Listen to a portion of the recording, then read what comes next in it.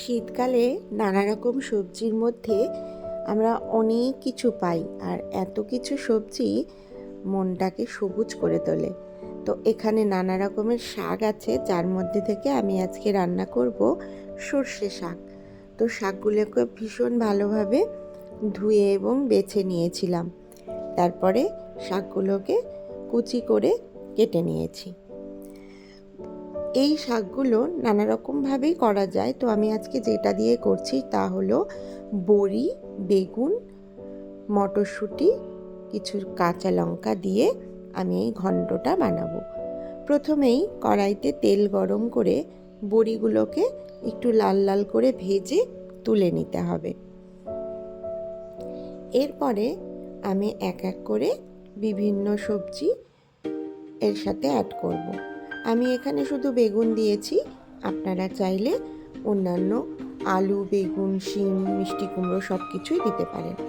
বেগুনগুলোকেও একটুখানি নুন হলুদ দিয়ে লাল করে ভেজে তুলে রাখবো, কারণ সর্ষে শাক প্রচুর প্রচুর জল বের হয়।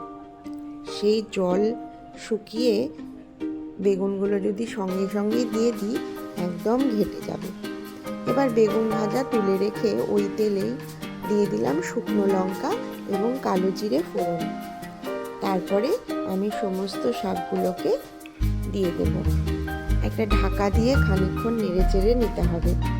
সর্ষের শাক থেকে আগেই বলেছি প্রচুর জল বেরোয় এবং সর্ষে শাক খেতে একটু তিতকুটে টাইপের হয়। চাইলে সর্ষে শাককে নুন দিয়ে চটকে জল ঝরে বা চিপে ফেলে দেওয়াও যায়। এবার এর সাথে অ্যাড করছি হলুদ, লঙ্কা আর স্বাদ মতন নুন। আমি এখানে বড়িটাও অ্যাড করে দিয়েছি, কারণ বড়িটা যত ভালো করে সেদ্ধ হবে তত টেস্টি হবে। আর ওপর থেকে দিয়ে দিয়েছি মটরশুঁটি। এবার ভালো করে শাক এবং বড়ি সেদ্ধ হয়ে গেলে আমি সামান্য চিনিও অ্যাড করব। তারপরে একটু নাড়াচাড়া করে দিয়ে দেব সামান্য পরিমাণ জিরের গুঁড়ো। দেখো কিভাবে জলগুলো মজে এসছে। এইভাবে কিন্তু অনেকটা সময় নিয়ে শাকগুলোকে ভালো করে নাড়াচাড়া করে নিতে হবে। জল যখন একদম শুকিয়ে যাবে তখন এর মধ্যে অ্যাড করতে হবে ভেজে রাখা বেগুনগুলো। ব্যাস, গরম ভাতের সাথে এই সর্ষে শাকের ঘন্ট দুর্দান্ত লাগে খেতে। নামানোর আগে অবশ্যই 1 চা চামচ ঘি অ্যাড করতে ভুলো না যেন।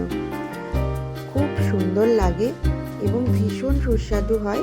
তোমরাও বাড়িতে ট্রাই করে দেখো, আর কেমন লাগলো অবশ্যই আমাকে একটা কমেন্ট করে জানিও।